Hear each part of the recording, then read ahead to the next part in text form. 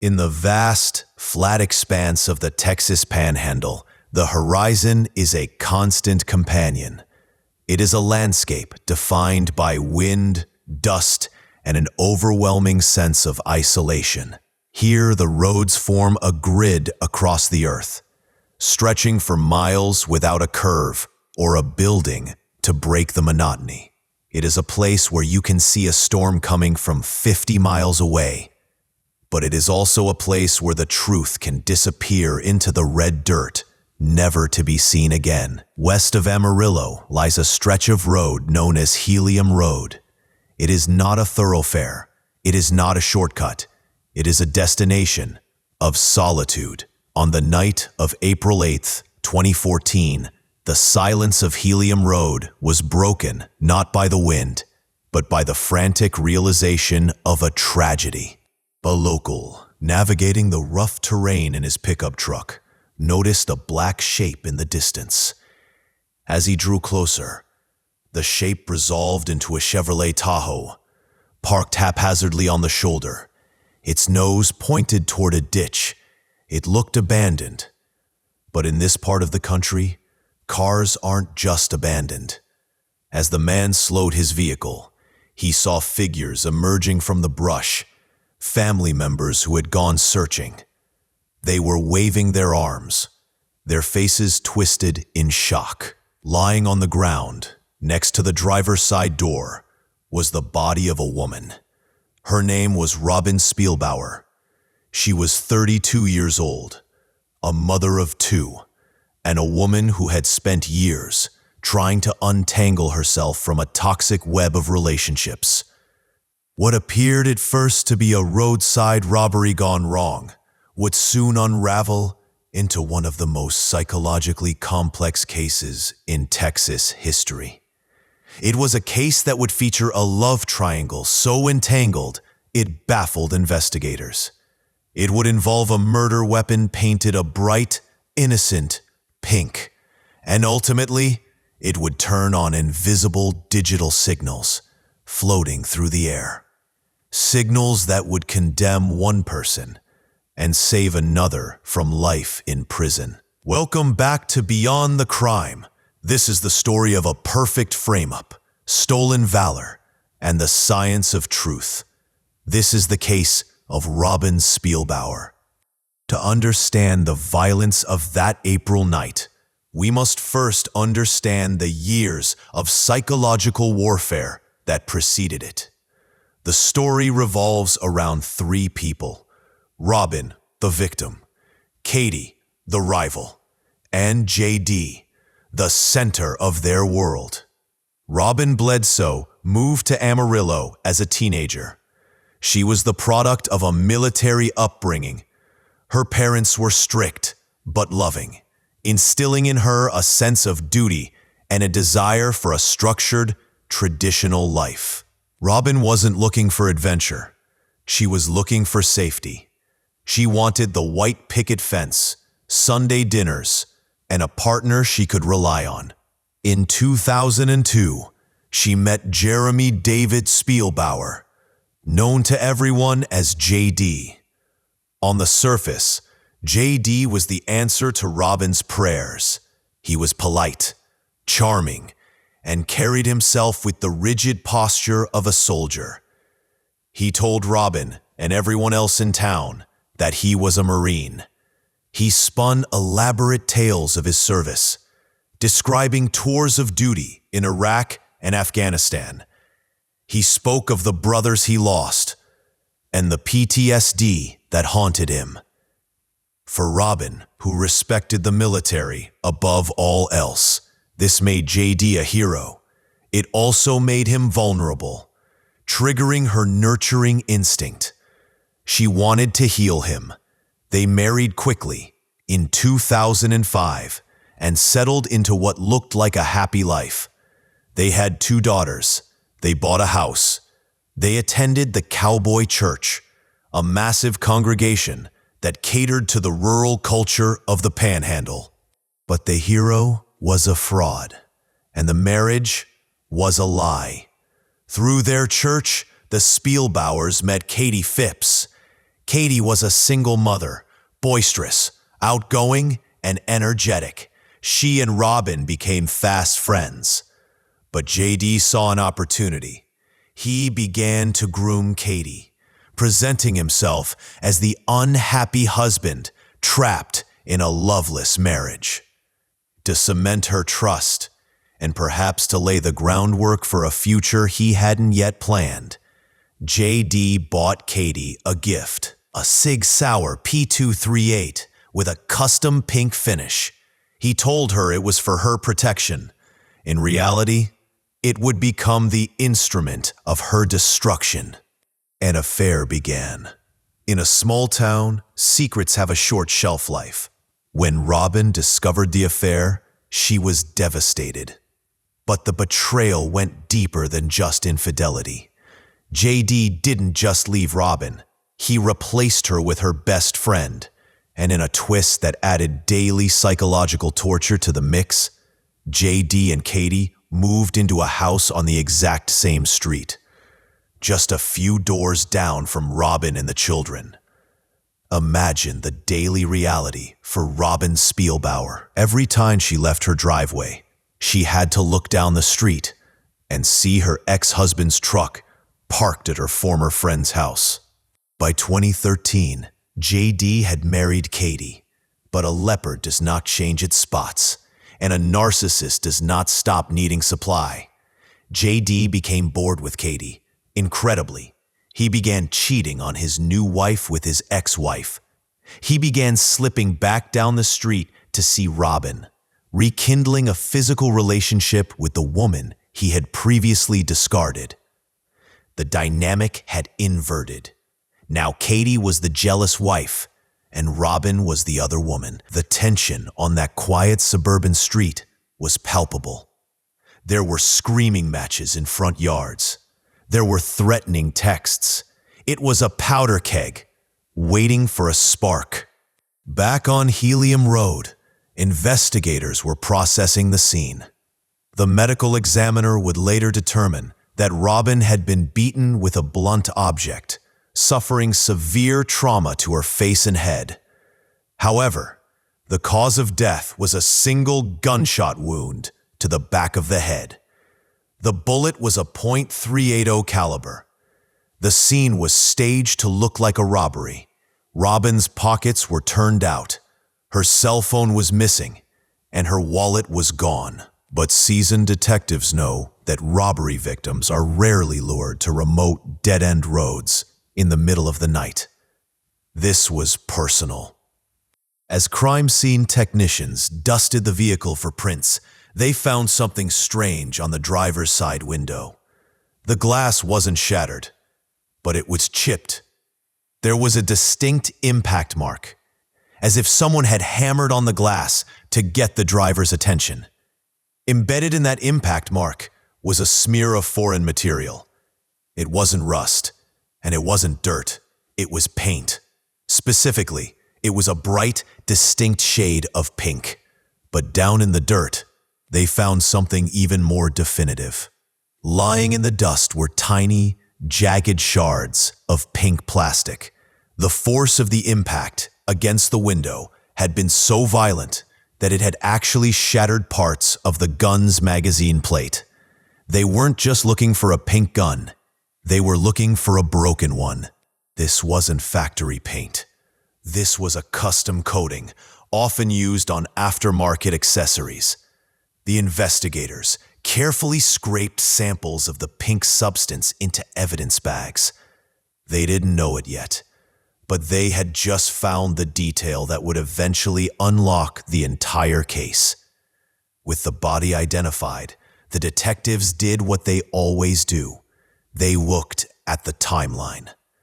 Robin had been living with her parents since the divorce.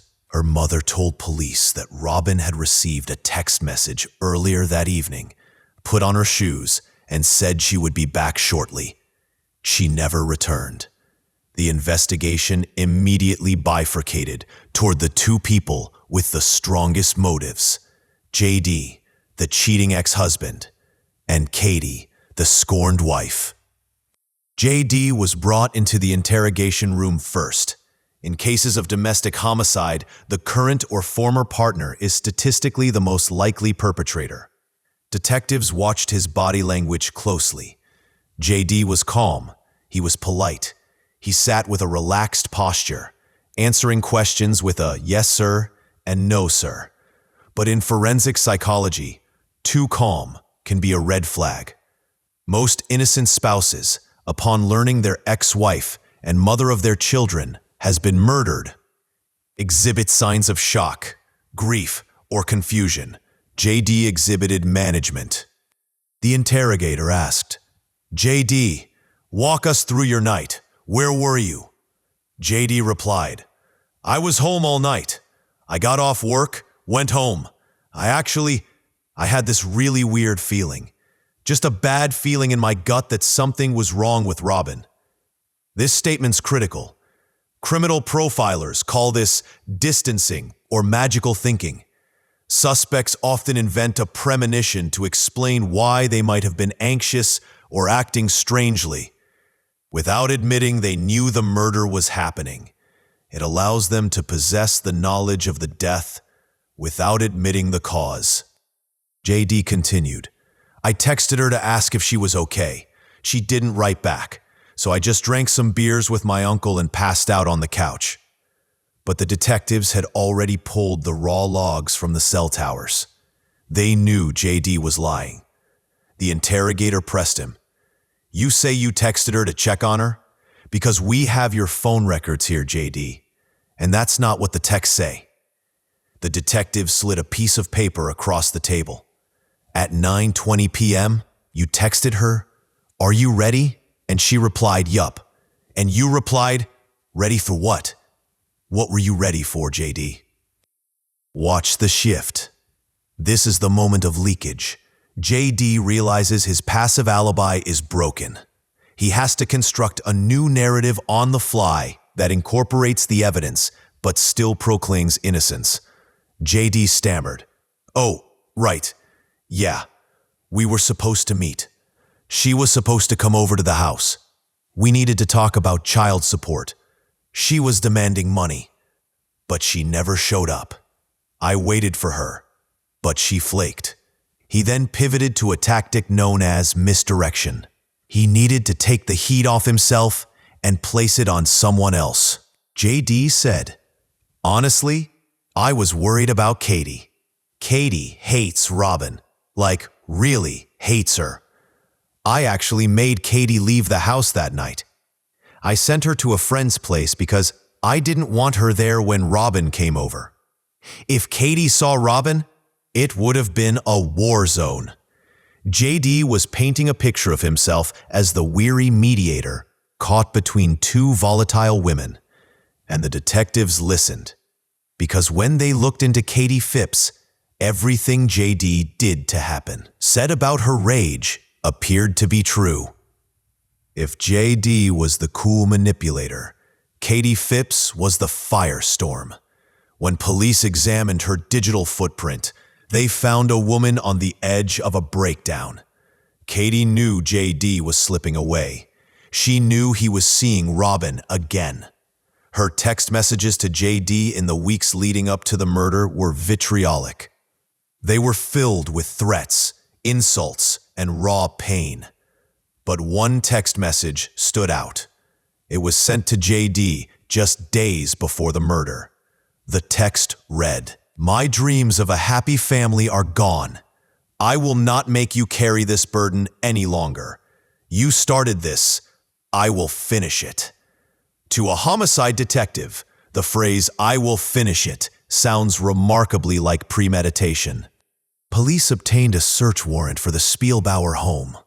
They were looking for anything that could link the residents to the crime scene. They found clothes, phones, and computers. But in a closet, tucked away in a case, they found the smoking gun. Literally, it was a Sig Sauer P238, a small concealable handgun. The caliber was .380, a perfect match for the bullet that killed Robin. But more importantly, The gun had a custom finish. The slide of the gun was bright pink. The forensic lab went to work. They compared the paint from the gun to the smear found on Robin's window. It was a chemical match. They compared the microscopic scratches on the metal of the gun to the impact divot in the glass. It was a physical match. The narrative seemed airtight. The jealous wife, fueled by rage and humiliation, had lured her rival to a remote location. She had banged on the window with her pistol, screaming at Robin to get out, leaving the pink paint behind. Then she had executed her. Katie Phipps was arrested. She was charged with capital murder. The community of Amarillo was shocked, but not surprised. The pink gun murder was all over the news. Katie was booked into the Randall County Jail, facing life in prison or the death penalty. J.D. Spielbauer remained free. He played the part of the grieving father perfectly. He posted on Facebook about God's will. He accepted condolences. He had successfully eliminated his debt to his ex-wife and removed his nagging current wife in one fell swoop. For a year, Katie sat in a cell. She maintained her innocence, but nobody believed her. The paint was on her gun. The motive was in her texts. It seemed like an open and shut case. But while Katie sat in jail, the investigation was quietly continuing. The prosecution was preparing for trial, and they needed to lock down the timeline. They needed to prove exactly when Katie drove to Helium Road. Katie's story had never wavered. She said that on the night of the murder, J.D. had indeed asked her to leave the house. She went to a friend's house. She picked up some fast food. She drove home. She claimed her son, Diego, was in the car with her the entire time. Police had initially dismissed her alibi because there were gaps in her own cell phone activity. There was a window of about 45 minutes where she wasn't texting or calling anyone. Theoretically, that was enough time to race to Helium Road, kill Robin, and race back. But modern digital forensics goes beyond calls and texts. It involves passive data. Investigators subpoenaed the records for Diego's phone, the phone of Katie's son, who was in the passenger seat. Diego hadn't made any calls either. But his phone had its Wi-Fi antenna enabled. Even when you aren't using your phone, it is constantly shouting out to the world, looking for a known network. It pings nearby routers, asking, "Do I know you?" These digital handshakes are recorded by the networks it passes. A forensic expert overlaid the Wi-Fi data from Diego's phone onto a map of Amarillo. The result was a definitive digital breadcrumb trail. The data showed the phone at the friend's house. Then it showed the phone moving toward the fast food restaurant. Then, crucially, it showed the phone traveling directly back to the Spielbauer home. At the exact time the police believe the murder took place on Helium Road, Diego's phone was pinging routers in a completely different part of the city. The triangulation was precise. It was physically, geographically, and mathematically impossible for Katie's car to have been at the crime scene. Furthermore, detectives re-examined the crime scene photos. Robin's body had been dragged several yards through the dirt. Robin was a dead weight. Katie Phipps was a petite woman, standing barely 5 feet tall. The physical exertion required to move the body did not match Katie's physiology. The case against Katie Phipps collapsed. The pink paint was on her gun, yes, but she wasn't holding it when the trigger was pulled. After 466 days in jail, the charges against Katie were dismissed. She walked out into the Texas sun, free but scarred. But her freedom meant the killer was still out there, and he was living in her house. With Katie exonerated, the spotlight swung violently back to J.D. Spielbauer. Investigators realized they had been played.